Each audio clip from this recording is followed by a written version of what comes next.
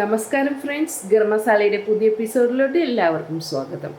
ഇന്ന് മുളയുടെ പുട്ടുകുറ്റി എങ്ങനെ ട്രീറ്റ് ചെയ്യാമെന്ന് നമുക്ക് നോക്കാം അല്ലേ. ഞാൻ ഇതിനു മുൻപ് കാണിച്ച വീഡിയോയിൽ, അതായത് ഇന്ത്യ എക്സ്പോ 2022 പോയപ്പോൾ ഞാൻ വാങ്ങിച്ചിട്ടുള്ള മുളയുടെ പുട്ടുകുറ്റി കേട്ടോ. ഇത് ഞാൻ ഇതിനു മുൻപ് ഒരു തവണ വാങ്ങിച്ചിരുന്നു, അതിപ്പോൾ കയ്യിലില്ല. ഈ പുട്ടുകുറ്റിയുടെ നമ്മൾ പുട്ടൊക്കെ കുത്തിയെടുക്കുമല്ലോ, അതിന് വേണ്ടിയിട്ട് നാച്ചുറലായിട്ട് തന്നെ ഉണ്ടാക്കിയെടുത്തിട്ടുള്ള ഇതാണ്. പുഷർ എന്നൊക്കെ പറയാമല്ലോ നമുക്ക്. ഇതാണ് പുട്ടുകുറ്റി, പച്ച മുളയിലായിട്ട് ഉണ്ടാക്കിയിട്ടുള്ളത്. ഇതിൻ്റെ അകത്തൊക്കെ അവർ പേപ്പറൊക്കെ നിറച്ച് സെക്യൂറാക്കി വെച്ചിട്ടുണ്ട്. കൈ പൊള്ളാനുള്ള സാധ്യത കൂടുതലല്ലേ, അപ്പോൾ ചൂടി കയറുകൊണ്ട് കെട്ടി വെച്ചിരിക്കണം. ഇനി ഇതിൻ്റെ അകത്ത് ചില്ലൂടെ ഉണ്ട്. ഇത് മെറ്റലാണ്. ശരിക്കും പറഞ്ഞാൽ അതുകൂടെ മുള കൊണ്ട് വേണം, എന്നാലേ ഉള്ളൂ ഈ പുട്ടി മുളയിൽ ഉപയോഗിക്കുന്നതിൻ്റെ മുഴുവൻ ഗുണം കിട്ടുള്ളൂ.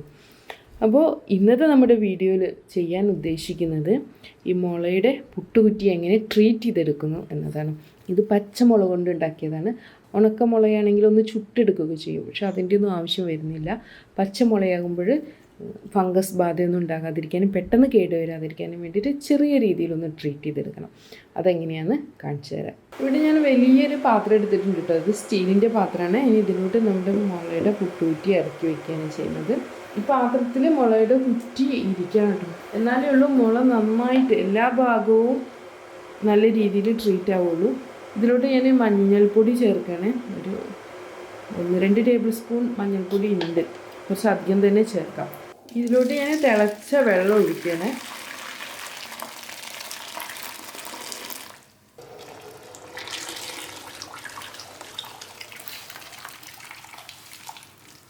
മുള മുങ്ങിക്കിടക്കുന്ന രീതിയിൽ, നമ്മുടെ പുട്ടുകുറ്റി മുങ്ങിക്കിടക്കുന്ന രീതിയിൽ വെള്ളം ഒഴിച്ചിട്ട് ഞാൻ തിളക്കാൻ വെച്ചിരിക്കുക കേട്ടോ. ഒന്ന് തിളച്ച് വന്നാൽ മാത്രം മതിയേ. അതിനുശേഷം നമുക്ക് ഓഫ് ചെയ്യാം. തണുക്കുന്നത് വരെ വെയിറ്റ് ചെയ്യാൻ. എന്നിട്ട് ഇപ്പോൾ നമ്മുടെ മുളയുടെ പുട്ടുകുറ്റി തണുത്തിട്ടുണ്ട് കേട്ടോ. ഇനി ഇത് നന്നായിട്ടൊന്ന് വാഷ് ചെയ്തെടുക്കാം. ഉള്ളൊക്കെ നല്ല മഞ്ഞ കളർ വന്നിട്ടുണ്ട്. മഞ്ഞളുള്ളത് കൊണ്ടാണ്. നന്നായിട്ടൊന്ന് വാഷ് ചെയ്തതിന് ശേഷം നമുക്ക് പുട്ട് റെഡിയാക്കി എടുക്കാം. അങ്ങനെ നമ്മുടെ ബാമ്പു കൊണ്ടിട്ടുള്ള പുട്ടുകുറ്റി ഞാനിവിടെ ട്രീറ്റ് ചെയ്തെടുത്തിട്ടുണ്ട്. ഞാൻ നേരത്തെ പറഞ്ഞതുപോലെ തന്നെ ഇത് പച്ചമുളയായതുകൊണ്ട് നമുക്കിത് ചുട്ടെടുക്കേണ്ട കാര്യമൊന്നും വരുന്നില്ല. പക്ഷേ ഉണങ്ങിയ മുളയാണെങ്കിൽ എണ്ണയൊക്കെ തേച്ചിട്ട് ചുട്ടെടുക്കണം കേട്ടോ. അതുപോലെ ഇങ്ങനെ ട്രീറ്റ് ചെയ്തെടുത്താലുള്ള ഗുണം എന്താണെന്ന് വെച്ചാൽ ഫംഗസിൻ്റെ ഇൻഫെക്ഷൻ ഒരുപാട് കുറയും. അതുപോലെ തന്നെ പെട്ടെന്ന് അങ്ങ് നശിച്ചു പോകില്ല നമ്മുടെ ഈ ബാമ്പുവിൻ്റെ മുളയുടെ പുട്ടുകുറ്റി.